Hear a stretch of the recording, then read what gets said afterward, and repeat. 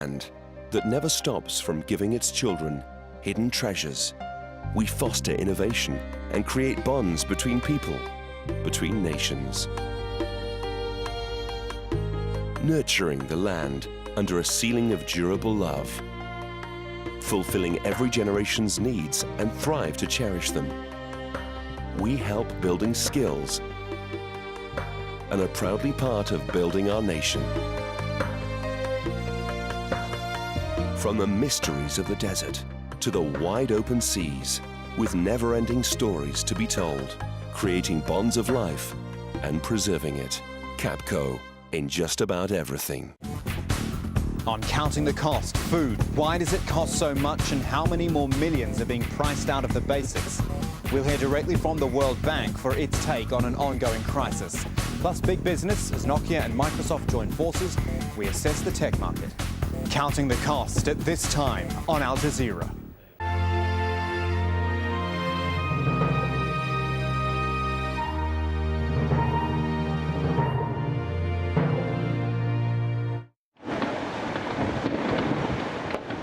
Troops open fire at protesters in Bahrain. Now the king calls for talks.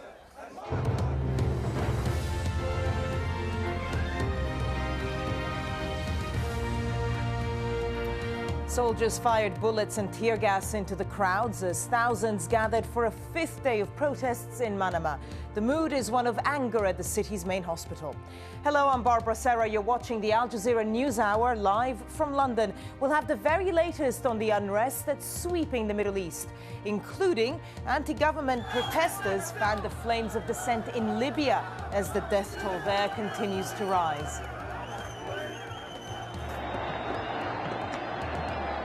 Fireworks and festivals fill Egypt's Liberation Square as the army says all strikes have to end.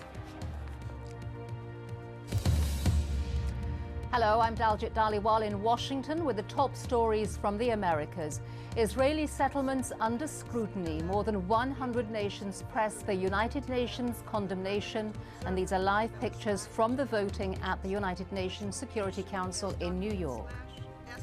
And a fresh face in the Afghanistan-Pakistan conflict. We look at the challenges facing Washington's new envoy for the region.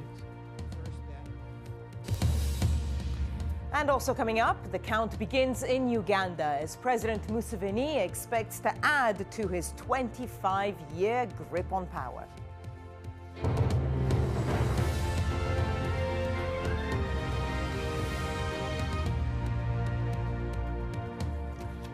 Hello there, thank you for joining us. Violence continues to hold a deadly grip on Bahrain as protesters refuse to yield to the threat of the gun and tear gas. Now it appears the king has blinked first, calling for all-party talks to try to resolve the crisis. Now that's after police fired live ammunition on protesters in the island kingdom.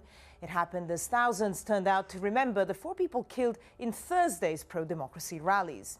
Meanwhile, in Libya, there have been a string of protests against the longtime leader Muammar Gaddafi, with reports of confrontations and deaths. In Yemen, too, there were more demonstrations. That's on the 8th straight day of protests, and we've been getting reports that a grenade was thrown. Meanwhile, in Egypt, there were celebrations as hundreds of thousands of people marked a week since Hosni Mubarak stepped down as president. But let's start with Bahrain. These are some of the latest pictures from the capital. Hundreds gathered outside Salmania Hospital, where many of the wounded protesters were treated. Many are still there.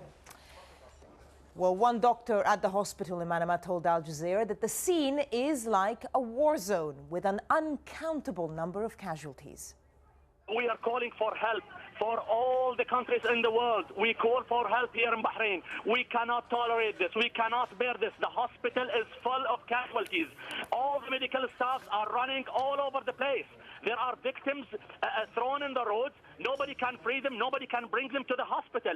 It's a chaos here in the hospital. That's the way I describe it. We call for an urgent call for everybody in the world, United States, European Union, all the Arab leagues, all the Arab countries. Please do come here to help us. We are an innocent people. They haven't done anything. They have just demonstrated peacefully. They were on their way to the hospital and they were shot dead. We have a lot of deaths here. I cannot describe the situation. It's awful. It's awful. That's the way we can describe it. It's chaos. The hospital is full of casualties. All the medical staff are running on their feet. It's quite difficult to accommodate all of these casualties. The hospital is nearly full. We've taken a lot of patients to the theater. We took patients to the ICU. The accident emergency is full of casualties. It is unbelievable scene. It's undescribable. It's very difficult to count the number of casualties. We can't even identify them because they don't even hold their IDs. They were thrown on the roads. There are tens, if not hundreds of people are just still on the road. The ambulance cannot reach them. They were stopped by the police guard. They can't access them. It is very hard to describe the situation. It is really, really hard. It's unbelievable, as if we are in a war. These people are innocent. They don't hold machine guns.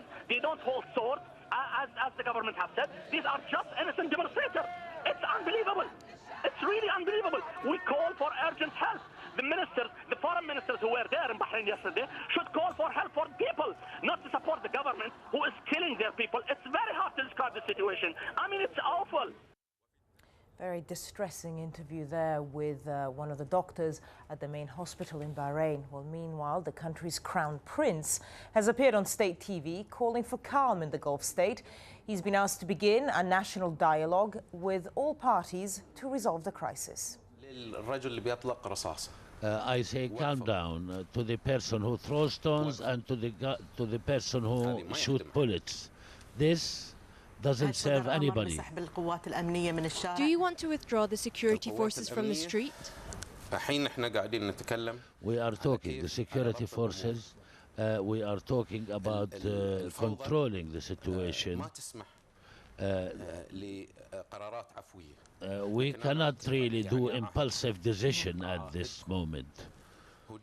The Crown Prince there, and of course he's been asked by the King now to create an all-party talks. Let's speak to our correspondent now in Manama. We're not naming him for security reason, but if I can just start with that question, what do you make of that request by the King calling for all-party talks to resolve the crisis? Has he blinked first? Well, I think it's going to be hard for the King to get those all-party talks that he wants, because even the opposition parties that would have in the past been seen as the more moderate parties have certainly hardened their position. People are so angry here at the moment about the situation. One politician who I think in the past would have been considered moderate that I spoke to in the last few hours said, maybe we can't continue with the King anymore. That was his comment immediately after this latest shooting. And if you can also give us an idea of what the situation is right now in Bahrain. Of course, it's nightfall now. Do you have any idea of how many demonstrators might still be out, and what the situation is like now at the hospital? The demonstrators are also at the hospital. That is the only place that you'll find demonstrators right now, but there still are thousands there at the front of the hospital concourse. For the rest of Bahrain at the moment, tents, the security